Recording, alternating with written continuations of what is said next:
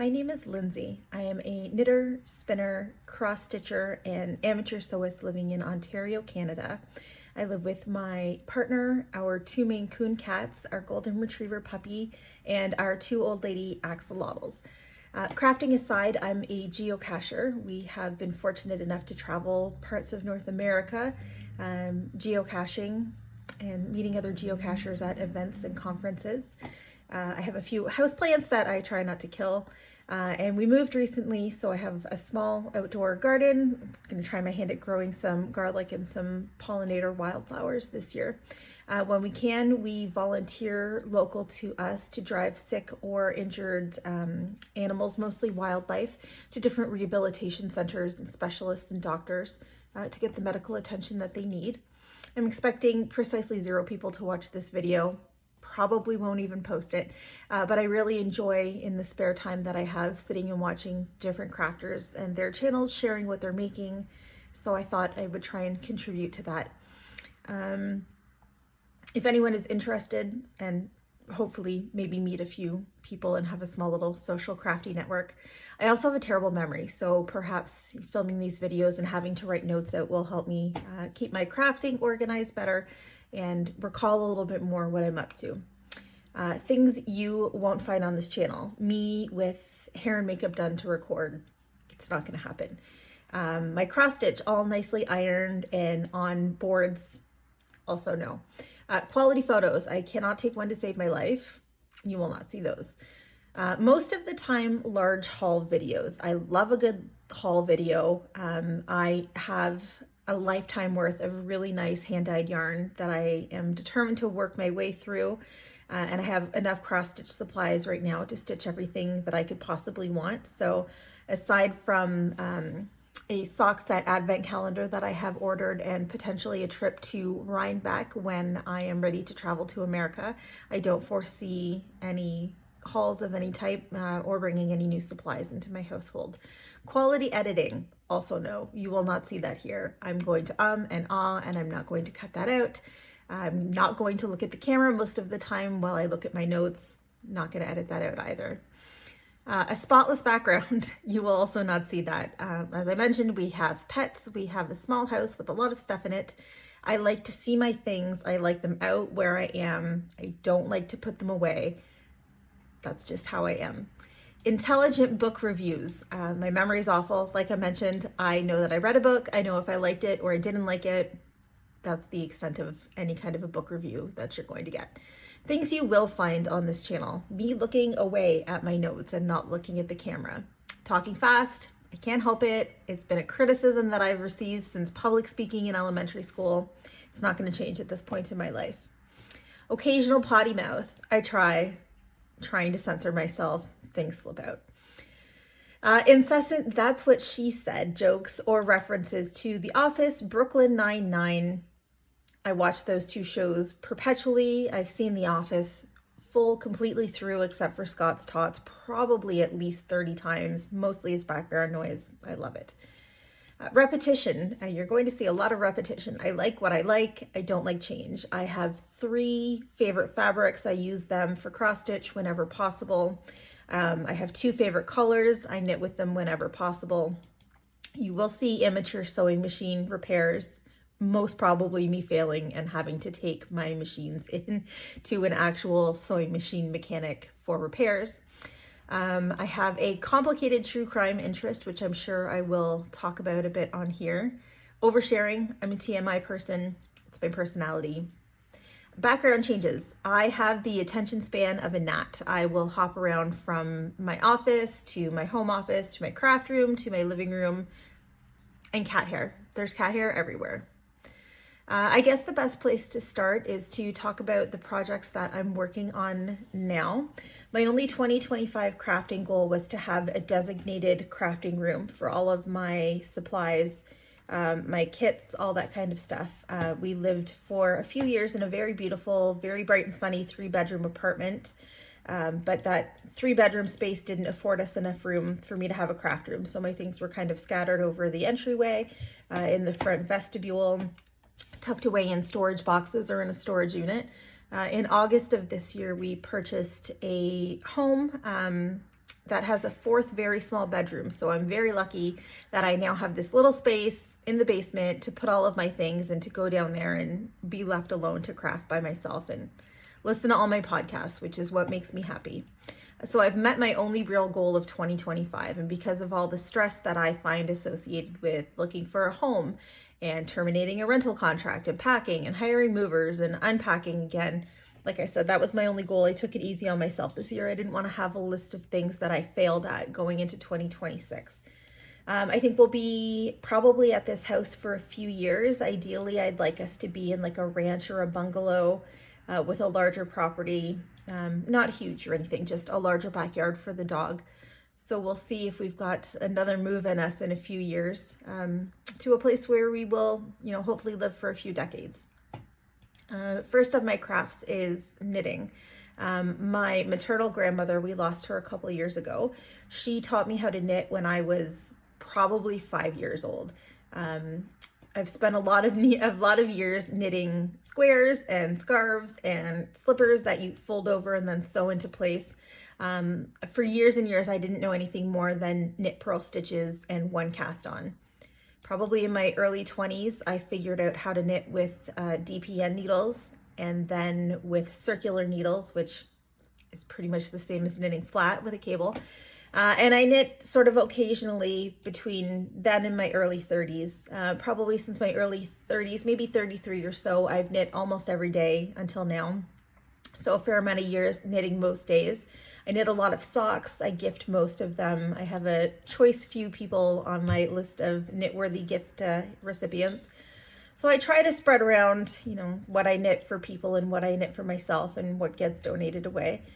My active knitting projects. I am working on a hand-spun shawl using Mint Autumn Dreams fiber by Fossil Fibers. If I remember correctly, I had her custom dye a double braid of this fabric and eliminated a lot of the white that was left in her normal Mint Autumn Dreams fiber colorway. So this is mostly a mint and purple. It's been spun into a gradient, but various tones of mint and purple. It's 100% Targhee wool base, 3-ply chain ply, and I had prepped the top by dividing it roughly by color.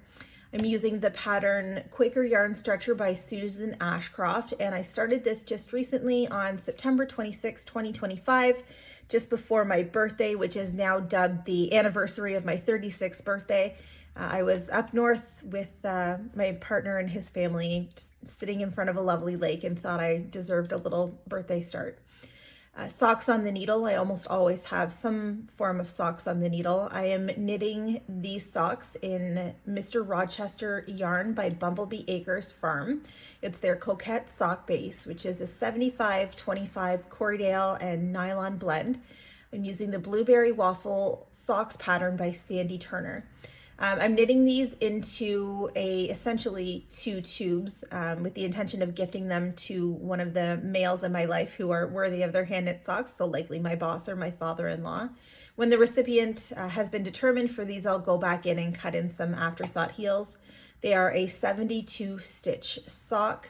Started on January 13th, 2025, which was just before my crafting mojo took an absolute nosedive when we started looking for properties to move to. The other active knit that I have right now is Sharon's Glamping Blanket pattern by Casapinka. I'm knitting the second size, which is the Portly Cat size. We do have 2 Maine Coons. Our female is much smaller than our male, but they are still well above normal size limits if they were domestic short hair cats. I'm knitting this from a kit of Barocco chunky vintage yarn. I knit one of these for Miso when she first came into our life after she had finished all of her medications, her medical treatment, and we were able to bring her up to meet Eugene.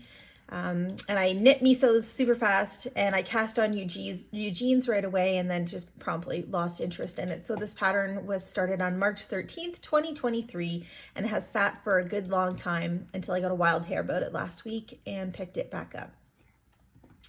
The other craft that I commonly do is cross stitch. I taught myself to cross stitch when I was about when I was 22, not in 2022. I started with a small dimensions kit and I never really finished them. I just did the stitches and they got lost or misplaced, or I tried to teach my mom how to cross stitch on one of them. I don't really have many finished objects from before the last few years for cross stitch. When I was a kid, probably about 10, I learned how to rug hook and punch embroider. I kind of feel like cross stitch was a natural progression of those little crafting hobbies that I had as a child. For many years when I was cross stitching, I spent all of my cross stitching hours on a dimensions, I believe it was another large dimensions kit, which I've since abandoned. I don't think I will ever finish it. I have the pattern and all of the parts still. I just don't think it's in my wheelhouse anymore. I have, however, been a morbid little weirdo since I was a little kid. I grew up on Unsolved Mysteries and America's Most Wanted, and my tastes haven't changed much as an adult. So I've had all of these years to collect cross-stitch patterns that I still like now, all these years later. I still have the same sort of personality, so I have a nice big stash of older and more modern cross-stitch patterns to choose from. For years and years, I was a paper-only cross-stitcher. I had a little green highlighter. I would put it in my ponytail and take it out and mark stitches off. And I had to mark off stitches almost as soon as I stitched them, or I would forget, or I'd be working in the wrong place. Since then, I've switched entirely to Markup XP, which I use on my iPhone, only I don't own a iPad. I don't own a tablet of any kind to use this program. Active cross stitch patterns. I am working on Masquerade by Ink Circles. This is being stitched on 32 count Harvest Moon by Forbidden Fiber Co. using a Roxy Floss conversion, and the white I've just used a white DMC. I am 45.7% complete, or 3,286 stitches in, with 3,893 stitches left. I started this stitch on January 1st, 2025, put it down for a long time, picked it up recently when I unpacked my cross stitch whips and put it down again because I did a center start on this one, and I think I'm more of an upper left corner stitcher, that way that I can stitch down and across the preferred directions that I would like to stitch in. So I put this down a little bit for now. I'm sure I'll pick it up again before the end of the year. My second active cross stitch right now is My Rotting Body by Contrary Perry. This pattern is for sale on Etsy. I am stitching it on 18 count Ada Barnwood by Picture This Plus in the called for DMC flosses. I saw this pattern initially on the Sundries podcast, Stitches and Sundries podcast hosted by Lauren, and purchased it immediately. Got a good chunk of it done before putting it down. I'm currently 76.28% complete, or 3,910 stitches in, with 1,216 stitches left to go, hoping to get a finish on this one in the next couple of months. Spinning. Very much like with my knitting and my spinning and my cross stitch, everything I do, really, I seem to stick around an intermediate level of skill. I don't have an interest in learning any specialty cross stitches, including quarter stitches. I don't really want to do them. I don't really have an interest in doing complicated knitting patterns all over cables, not my thing. Same with spinning. I'm not a technical spinner. I see fiber that I like, and I do a variation of a short forward draw, and that's it. I don't have any interest in learning a different draw, a different way of spinning. I have no interest in doing cable plying or anything other than a 2 or 3 strand ply. I don't track the angles of my spin, none of that. So I'm not an advanced crafter in most areas, and I'm not a technical crafter. When I spin, I mostly use my electric eel wheel or my shacked ladybug. I do also have an electric eel wheel nano and a handful of spindles, and I haven't gotten those out again since moving because we have a little puppy at home who will just probably injure himself and eat all of my fiber. So that's not something that I have done recently. I didn't learn how to spin until my early 30s. And once I learned how to spin and learned about all the different fibers that are available, I pretty quickly developed an interest in working with, handling, spinning different kinds of breeds of sheep, fiber from different kinds of breeds of sheep. On the rare occasion I purchase yarn now, it's no longer superwash merino. I would rather have something just a little bit less common, like BFL or Corriedale. I have a ton of beautiful hand-dyed superwash merino nylon yarn in stash, and I would like to use that up as I find patterns that suit it, and then when I go to purchase anything new, have it not be merino superwash. I don't really prefer to spin with a merino nylon blend either. I love something with a touch of silk in it. I do love to go and buy just an entire sheep fleece, bring the whole thing home, smell it, love it, wash it, comb it, card it, whatever I'm gonna do with it to prep it, and then spin it. I just love working with a full fleece with raw wool. I do also have a healthy stash of commercially prepped and hand-dyed fiber that I will be working my way through at some point when I am back to spinning more regularly.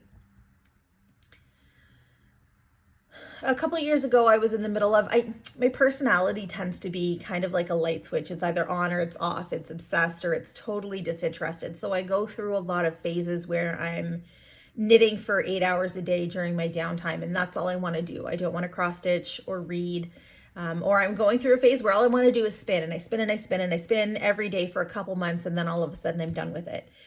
So a couple of years ago, I was in the middle of one of these kinds of spinning kicks, and we had something very traumatic happen in our lives. I normally don't associate trauma or upset or a death in the family with whatever I'm working on, but in this instance, I did. I associated it with spinning. It took me about a year after that event, almost exactly a year, to finish up the skein that I had on my wheel and get it off, and I can't even look at it till now. It's a beautiful skein. I did a decent job with it. It was dyed well. I can't deal with it. So I haven't had my wheel out, aside from that one time, in a couple of years. I have found it since we are unpacking. I'm unpacking my craft room, and I do have a desire to spin. I just haven't gotten it back out yet, but I feel like I'm ready to get back into spinning when I have some puppy free time, which has not happened in several months. Sewing is probably the hobby that I have the least amount of time, that I spend the least amount of time on, because I just need more space than what I have to sit and cut fabric and iron fabric and cut out and tape patterns and all that kind of thing. I do enjoy it. I'm not fantastic at it, and I'm not a very patient person, so I need to really be strict with myself and say, okay, today we're cutting out the pattern, that's all we're doing. The next day we're ironing fabric, that's all we're doing, because if I will spend hours and hours doing it, make a mistake, and completely lose my temper. I've also avoided sewing garments for myself, just body issue images, right? I think a lot of people have them, whether they're male or female or overweight or a size that's more accepted by society. I just haven't felt like I deserve to have nice hand-sewn clothing and to spend all the time doing those things that it merits. More recently, I've kind of decided, the way to repair clothing that you make and that then is too large for you is just cut the seams off and sew it again. And it's more practice, and I'm not using any new or other material. So I think I'm feeling more in a position now to start trying to sew some basic garments for myself, and along with that will come all of the pattern modifications. I'm anticipating full bust adjustments, full seat adjustments, probably a sway back adjustment, and I'll need to learn how to do all of those. We'll see. Maybe in the summertime, that's something that I'll have more mental space for. My sewing machines are still all packed. I currently have 3. I have a Singer 411G that I love, that is my main sewing machine. It's a vintage Singer, I believe from the 50s, so before Singer started using plastic cases and plastic components and plastic gears. It is a almost all metal machine. She's sturdy. There's not much I can do to this machine that's going to cause it any damage.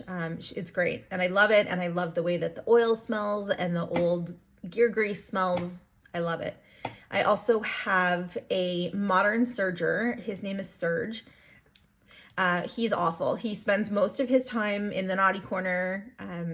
He recently, before we moved, I took him to a local sewing machine mechanic, and there was all kinds of things out of alignment with him. It's a modern plastic machine, plastic gears. So apparently everything was adjusted and he was up and running perfectly, and I just packed him away and haven't unpacked him yet. I also have a more recent acquisition, a Singer 301A, which is like the Featherweight's big sister. She's bigger, she's more sturdy. She has, I believe mine has a shorter quilting extension. They're all still packed. My grandmother, my paternal grandmother, is going through sort of a stage of life where she's looking to give away a lot of her belongings so that as she gets older, she knows they're being loved by someone else. They're in, you know, sort of a safe space. So recently she gifted me my great grandmother's Singer sewing machine. I was expecting it to be a treadle machine. I think she actually got confused and gifted Aunt Helen's treadle machine away. So I have her more modern Singer sewing machine that is electric. It is in pieces. It needs to be completely cleaned. I've got to check the wiring to make sure that I'm not going to burn my house down. So it's in pieces. Everything's labeled. I've got notes on how to reassemble it, but it was packed up when we moved and it hasn't been unpacked yet. And when it does get unpacked, I'll have to spend some time putting it back together again, making sure that all the electrical components are safe.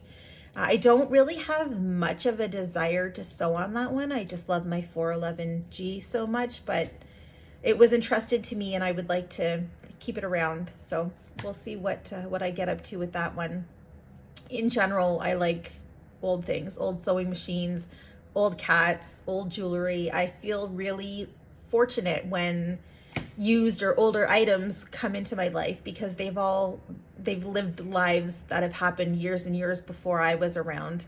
I just like imagining, you know, other experiences that these machines and these items have had during the course of their life. Like my 411G, the woman that I purchased it from, her mother was a seamstress in Europe, and the machine traveled from Europe to Canada with her, and she used it to make her living for a number of years working as a professional seamstress.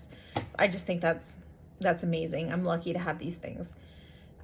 Future projects on my radar. I'm a little bit mentally overwhelmed right now. I'm still getting back to normal and calming down from the move. The puppy, even though I have much less to do with his rearing and his training than my husband, he's a lot for me.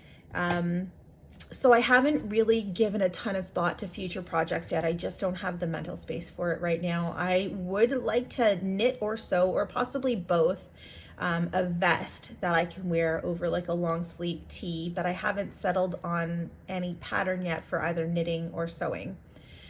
Cross stitch, I have probably 30 projects in my ready to start pile. I typically divide my cross stitches up into projects that I'm sort of remotely thinking of, where I'll print out a cover photo of the cross stitch, put it in like one of those plastic Amazon envelopes, and add a note in my phone that I'm looking for fabric for this project. My sort of phase 2 of getting ready to cross stitch something is I've got that same pattern and that same photo. I've gone through and pulled some fabric for it. If I'm using over dyes or custom dyed flosses, I have those.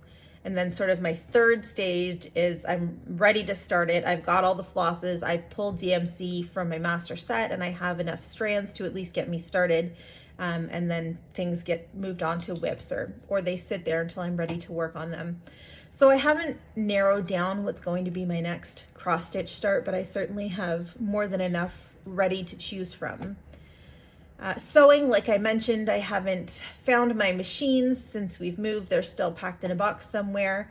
I normally have a list of things that I want to sew or want to start working on, and an idea about fabrics, and that's just not where I am right now. Probably once I unpack and I get to see all the things out that I love again and remember all the work that I want to do craft-wise.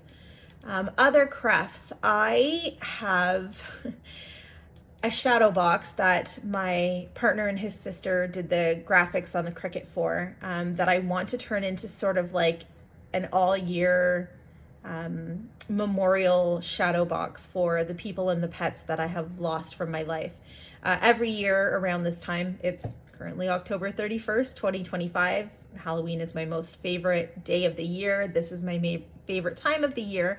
Every year around this time, I put up a bunch of pictures of loved ones and loved pets that I've lost, and light a candle for them and spend more time than normal sort of reflecting on how their lives were a blessing in my life. And I want to do something more permanent with higher quality photos. So I have a shadow box, and like I mentioned, this graphic has already been put on it. I want to make a frame, some kind of a photo frame. I'm not sure yet if I'll crochet around a little metal hoop and make little photo frames like that. I cannot crochet. People have tried and failed to teach me. I've been knitting for so long that my brain just doesn't understand what am I supposed to do with one hook when I'm used to knitting with 2 to 5 needles. It just immediately frustrates me. I'm gonna figure it out. I'm an adult, I can figure it out. So I haven't quite decided yet what kind of picture frames I'm gonna use or how I'm gonna work on this shadow box, but it will be something that I get done this year so that it's done for this time next year and I can have it permanently up on my wall. I just feel like it's a little bit more respectful than printing photos off on the photocopier and putting them up on the wall. I'm also working on, I have 3 wooden raised garden beds that I've just had made because I'm not allowed to use power tools. It's for everybody's best interest. I am sealing those with a food grade chemical-free sealant, and then I've got to drag them from the backyard to the front yard, get some soil to put in them. I've missed my window this year for planting the tulips that I wanted to plant. My garlic is already in a planter.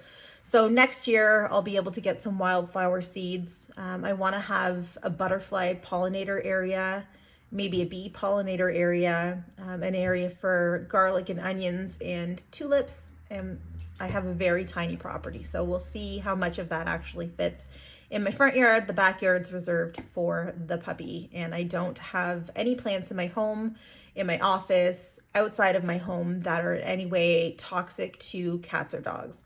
So I'm a little bit limited there, but I'm pretty confident I can find enough pollinator friendly flowers to have my front yard overtaken by them and hopefully contribute to the bee population. What I'm watching, listening, and reading to. I am listening to Ordinary Monsters through Audible. I alternate between podcasts and audiobooks on my commutes to and from work. Normally Saturday mornings, I'll put my headphones on, clean the kitchen, clean most of the house, get some laundry done. So there's a few hours where I can listen to podcasts and have some quasi-alone time. Watching perpetually The Office, the US version. I'm perpetually, constantly watching it, making Office jokes and references that not many people understand. It's become part of my personality, which is now excess caffeine, anxiety, that's what she said jokes. Brooklyn Nine-Nine, I watch that less, but it's also a show that both my partner and I have watched over and over on repeat. And Superstore. I only found Superstore a few years ago. I love Dina's character. I love Amy's character. I have dreams that I'm shopping at their store. Love Superstore. And Step Brothers. Step Brothers is one of my all-time favorite movies. I probably watch it at least once a month. This has been going on for years.